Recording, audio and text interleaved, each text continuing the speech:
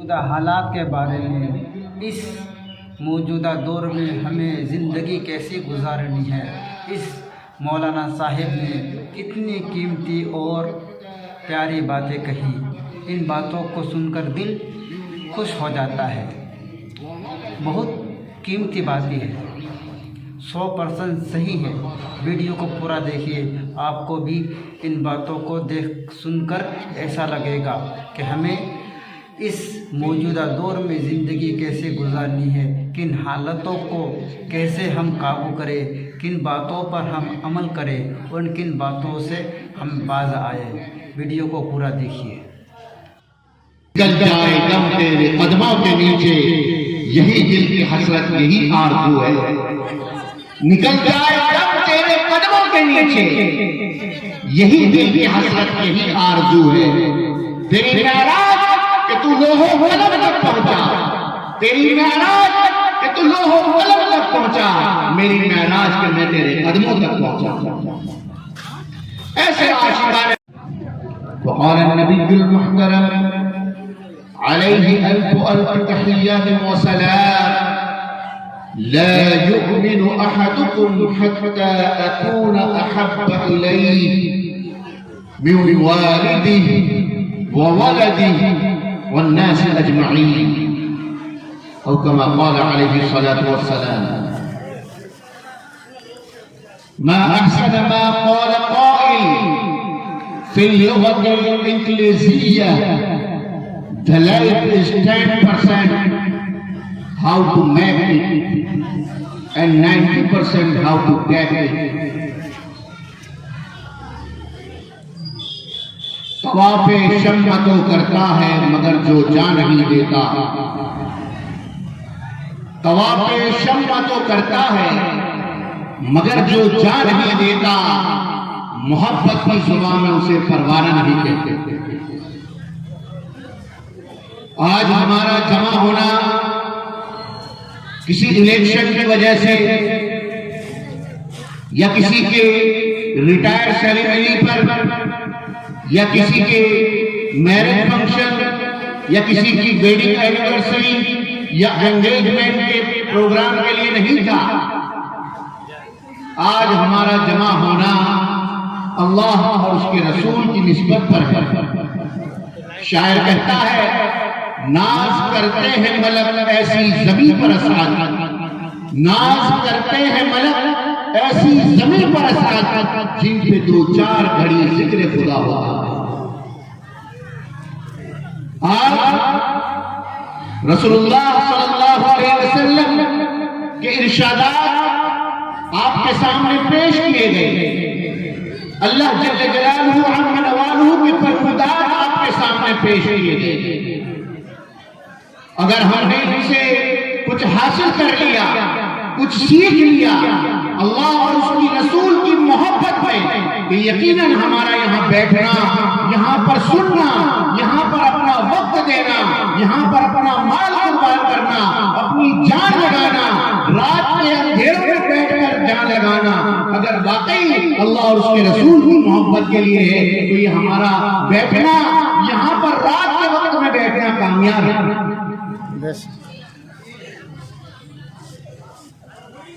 محض رسم و رواج کے طور پر بیٹھ گئے تو یہ عاشقی نہیں۔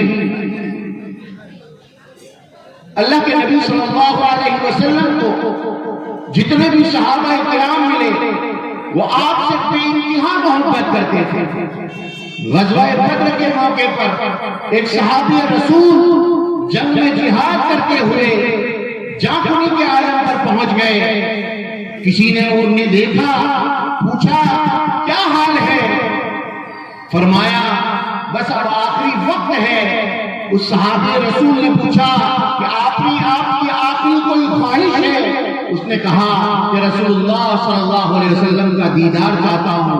وہ صحابی رسول اس زخمی صحابی کو لے کر پیارے آقا صلی اللہ علیہ وسلم کی خدمت میں پہنچے۔ پیارے آقا صلی اللہ علیہ وسلم نے اس صحابی رسول کو اپنی ران مبارک پر بٹھا لیا اور وہ صحابی دیدار کرتے رہے یہاں تک کہ جان آخری کو سپرد کر نکل جائے دم تیرے قدموں کے نیچے، یہی دل کی حسرت یہی آرزو ہے، نکل جائے دم تیرے قدموں کے نیچے، یہی دل کی حسرت یہی آرزو ہے۔ تیری معراج کہ تو لوح قلم تک پہنچا، تیری معراج کہ تو لوح قلم تک پہنچا، میری معراج کہ میں تیرے قدموں تک پہنچا۔ ایسے عاشقان رسول، ایسے عاشقوں کی عاشقی پیارے آقا صلی اللہ علیہ وسلم سے تھی۔ معراج کے وقت رسول اللہ صلی اللہ علیہ وسلم جب معراج سے تشریف لائے، جس کا قرآن مجید نے ذکر کیا ہے، سبحان الذی اسری بعبدہ لیلا من المسجد الحرام الی المسجد الاقصی، کہ پیارے آقا صلی اللہ علیہ وسلم جب معراج سے تشریف لائے اور پورا واقعہ معراج سنایا، اس وقت کوئی سائنٹسٹ کا دور نہیں تھا، اس وقت کوئی راکٹ سائنس نہیں تھا، اس وقت لوگوں کا تصور کرنا کہ اتنی ایک رات کے اندر پیارے آقا کس طریقے سے یہ سارا جہنم پر جنت دیکھ کر آ گئے، مسجد اقصی جا کر آ گئے، یہ یقین کرنا بالکل محال تھا، ناممکن تھا، لیکن ایک صدیق اکبر کے یا رسول اللہ، یا رسول اللہ، میں آپ کی اس واردات پر، آپ کے اس واقعے پر صداقت لگاتا ہوں، میں سچ مانتا ہوں۔ پروانے کو چراغ ہے، بلبل کو پھول بس، پروانے کو چراغ ہے، بلبل کو پھول بس،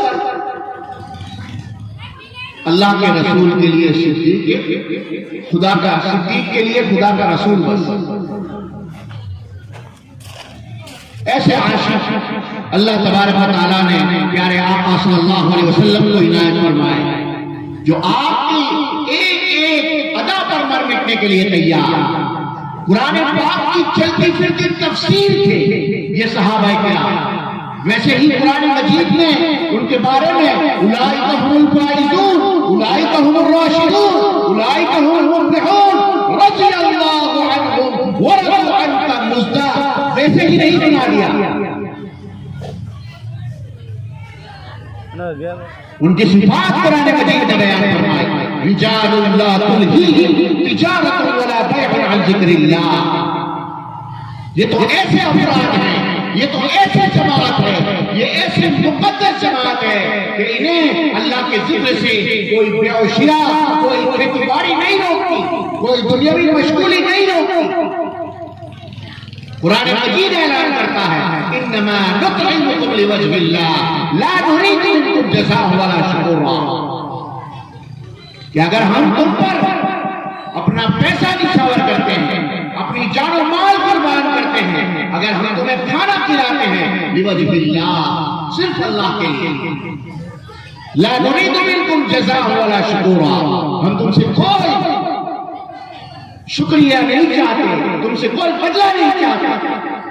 یہ تھے صحابہ کرام۔ پیارے آقا صلی اللہ علیہ وسلم نے فرمایا الصحابہ کالنجوم بأیہم اقتدیتم اہتدیتم، میرے صحابہ ستاروں کی مانند ہیں، جس کی بھی اقتداء کرو گے کامیاب ہو جاؤ گے۔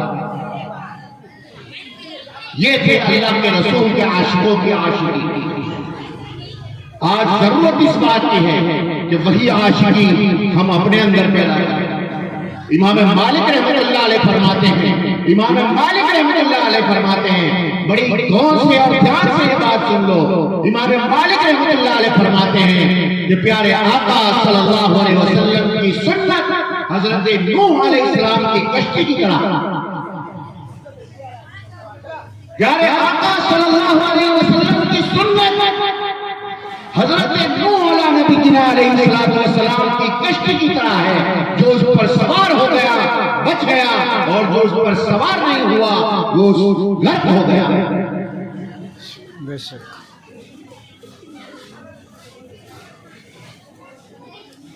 لہذا میرے دوستو، ہمیں نبی پاک صلی اللہ علیہ وسلم کی ایک ایک سنت کو اپنانا، اپنے اندر احساس عقیدت پیدا کرنا، اللہ کا بندہ ہونے کا احساس پیدا کرنا، یا اللہ کے بندے ہونے کا احساس ان مدارس کے ذریعے سے پیدا ہوگا۔ یہاں پر اللہ تبارک و تعالیٰ کی معبود، اللہ تعالیٰ کے معبود ہونے کا بتایا جاتا ہے۔ جب ایک چھوٹا سا بچہ مدرسے میں پڑھنے کے لیے جاتا ہے سب سے پہلے اسے سکھایا جاتا ہے لا الہ الا اللہ، اللہ کے سوا کوئی عبادت کے لائق نہیں۔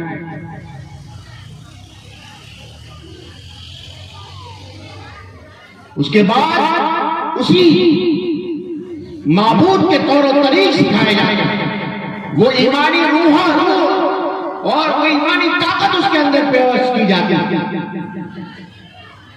حتیٰ کہ وہ اس قدر مضبوط ہو گیا ہوتا ہے کہ جب وہ کلمہ پڑھتا ہے لا الہ الا اللہ کہ اللہ کے سوا کوئی معبود نہیں، وہی وہ یہ بھی ترجمہ کرنے لگتا ہے کہ بیماری دینے والا اللہ کے سوا کوئی نہیں، شفا دینے والا اللہ کے سوا کوئی نہیں، رزق دینے والا اللہ کے سوا کوئی نہیں، بجلی بنانے والا اللہ کے سوا کوئی نہیں۔ وہ اپنا تن من دھن سب کچھ اللہ کے لیے لٹانے پر تیار ہو جاتا ہے۔ ایسے مرد مجاہد ان مدارس میں پیدا کیے جاتے ہیں۔ ہم دنیا پر نظر ڈالیں، دنیا کو فتوحات سے نوازنے والے یہی طلاب اور طلبہ اور طالبان ہیں جنہوں نے دنیا کی سپر پاور طاقتوں کے سامنے، دنیا کی سپر پاور طاقتوں کو اور نیٹو جیسی 56 ممالک کی مضبوط طاقتوں کو بھی گھٹنوں پر لا کر رکھ دیا۔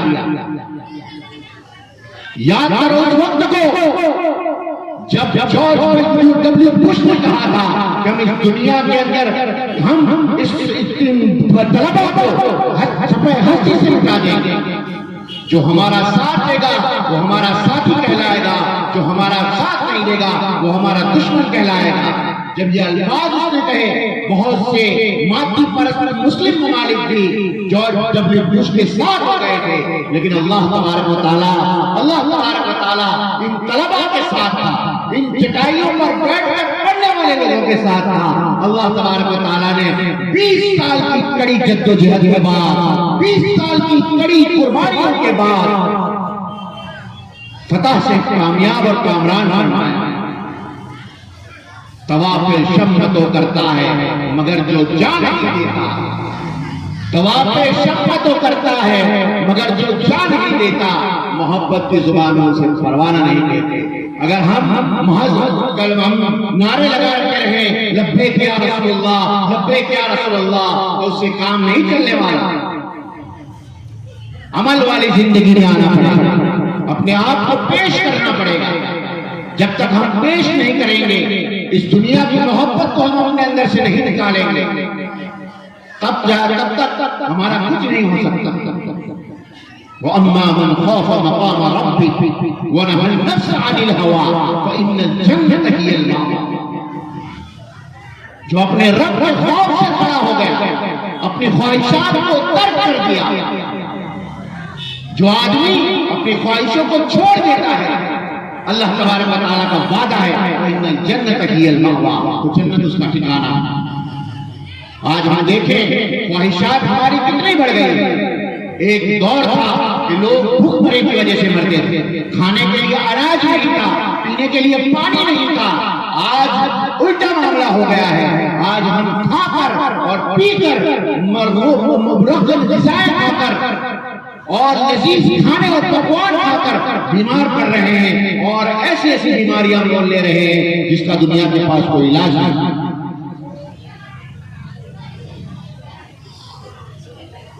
آج شوگر کی بیماری ہو رہی ہے، ڈائبٹیز ہو رہا ہے، بلڈ پریشر لو اور ہائی ہو رہا ہے۔ یہ ساری چیزیں کیا ہے؟ زیادہ کھانے کی وجہ سے ہو رہی ہے۔ اسلام تو سادگی والا مذہب ہے، جتنا سمپل سلی اس کے اندر آئے گی، جتنی سادگی آئے گی، جتنی سادگی اس کے اندر ہوگی، اتنا ہی وہ کامیاب ہوتا جائے گا اس دنیا میں بھی اور آخرت میں۔ تو یہ معاشرہ اگر رنگین ہمیں نظر آ رہا ہے تو اس کے رنگ بھرنے والے ہم ہیں، ہم نے اپنے خواہشوں سے اس کے رنگ بھرے۔ آج یہاں پر شادی کا معاملہ بڑا سنگین ہوتا جا رہا ہے، بڑا ہی مہنگا ہوتا جا رہا ہے، شادیاں بڑی مہنگی ہوتی جا رہی ہیں۔ نبی پاک صلی اللہ علیہ وسلم نے فرمایا ان اعظم النکاح، سب سے بہترین بابرکت نکاح کون سا؟ جو سب سے کم خرچ والا۔ آج ہم دیکھیں ہماری لڑکیوں کی شادیاں کتنی مہنگی ہوتی جا رہی ہیں، آج ہم دہیج کی بنیاد پر، مال و دولت کی بنیاد پر لڑکیاں چنتے ہیں۔ پیارے آقا صلی اللہ علیہ وسلم کی سنت ہے، پیارے آقا صلی اللہ علیہ وسلم کا طریقہ ہے۔ آپ فرماتے ہیں کہ دنیا کا دنیا دار انسان اگر ہوگا تو 4 چیزوں کی وجہ سے ایک لڑکی کا انتخاب کرے گا۔ ایک دنیا دار انسان ایک لڑکی کے اندر کیا دیکھتا ہے؟ سب سے پہلے اس کے خاندان کو دیکھتا ہے، خاندانی ہے کہ نہیں، زمیندار کی لڑکی ہے کہ نہیں، پھر دیکھتا ہے کہ مال و دولت والی لڑکی ہے کہ نہیں، لمالہا ولحسبہا، مال و دولت کو دیکھا جاتا ہے، پھر حسب و نسب کو دیکھا جاتا ہے، ولجمالہا، اس کے بعد اس کی بیوٹی کو دیکھا جاتا ہے، اس کی خوبصورتی کو دیکھا جاتا ہے۔ آج کل کے ماں باپ بھی زبردست ہیں، مدارس کی پڑھائی کو بالکل کچھ سمجھتے ہی نہیں کہ ہماری لڑکی پڑھ لے گی، کالج کر لے گی، اچھا ایجوکیشن اس کے اندر آ جائے گا تو کامیاب ہو جائے گا، ایسا سمجھ اس دھوکے میں نہ رہے۔ ایم این سی، آپ نے ایم این سی سنا ہوگا، ملٹی نیشنل کمپنی، اس کا سب سے پہلا قانون ہے look like a woman behave like a lady, کہ ایک عورت ہونے کے ساتھ ساتھ اس میں ساری زنانی عادتیں ہونی چاہیے۔ Look like a woman behave like a lady and think like a man, وہ مردوں کی طرح سوچنے والی بھی ہونی چاہیے، and work like a dog, اور کتوں کی طرح کام کرتے بھی آنا چاہیے، تب جا کر پڑھی لکھی ویل ایجوکیٹڈ لڑکی کو ملٹی نیشنل کمپنی ایکسپٹ کرے گی، ورنہ اس کا پڑھنا، آپ کا خرچ کرنا سب کچھ بیکار چلا جائے گا، الٹا اس کے اندر ویسٹرن کلچر آ جائے گا، مغربی تہذیب پیدا ہو جائے گی، اس کی سوچ اسلامی سوچ کے بجائے انگریزوں کی سوچ ہو جائے گی، جو خود کا بھی گھر تباہ کر دے گی، خود کے خاندان کو بھی تباہ کر دے گی، اور جس خاندان میں جائے گی اس خاندان کو بھی نیست و نابود کر دے گی۔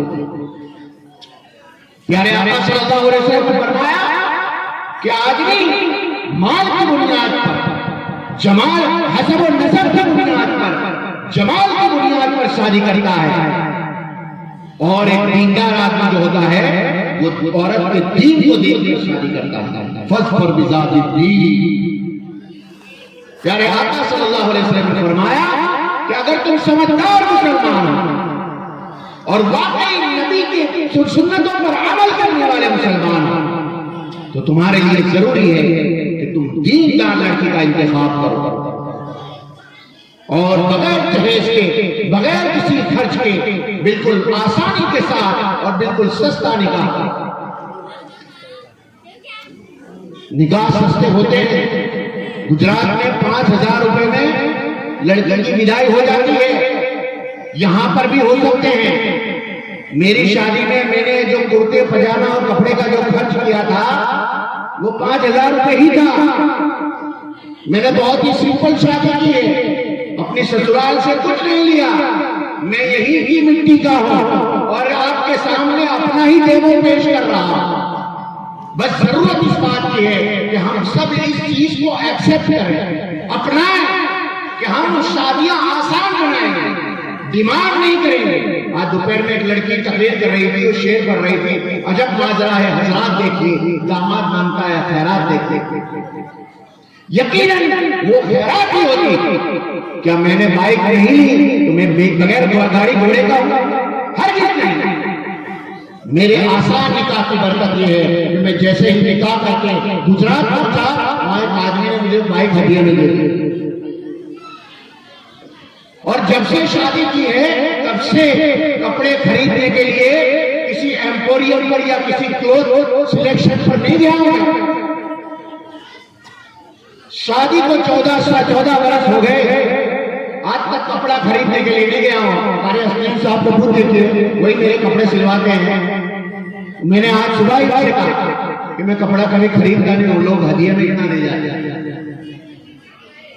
جو آدمی اپنی بے بسی اللہ اور اس کے رسول کے علاوہ دنیا کے لوگوں کے سامنے رکھے گا، اللہ تبارک و تعالیٰ قیامت تک اسے بے بس رکھے گا، فقیر و محتاج رکھے گا، خیرات مانگنے والا رکھے گا۔ آج پورا گاؤں مل کر اگر اس بات کا تہیہ کر لے، اس بات کے لیے تیار ہو جائے کہ ہماری بیٹی بغیر جہیز کے، بغیر ساز و سامان کے کسی اور گھر میں بھی آئی جائے گی، ورنہ کوئی ضرورت نہیں ہے۔ اگر یہ گاؤں اگر یہ طے کر لیتا ہے تو دوسرے گاؤں والے ماننے پر مجبور ہو جائیں گے۔ The life is 10% how to make it and 90% how to take it۔ زندگی کا ایک انگریزی مقولہ کا رائٹر کہتا ہے کہ زندگی کا 10% ایسا ہوتا ہے جسے ہم بنا سکتے ہیں، بلڈ کر سکتے ہیں، ڈیولپ کر سکتے ہیں، اور 90% ہاؤ ٹو ٹیک اٹ، اور 90% حصہ معاشرے اور سوسائٹی کا ایسا ہوتا ہے جسے ہم لوگوں سے لیتے ہیں، معاشرے سے لیتے ہیں۔ میں دیکھتا ہوں مجھے بڑا تعجب ہوتا ہے، یہاں قاسمی، مظاہری، ندوی ایسے بڑے بڑے ٹیگ والے علماء کرام بھی بائک لینے میں اور جہیز لینے میں ذرا برابر نہ بناتے ہیں۔ یہ نہایت افسوس ہوتا ہے۔ اللہ تبارک و تعالیٰ ان علماء کرام کو ہدایت عطا فرمائے۔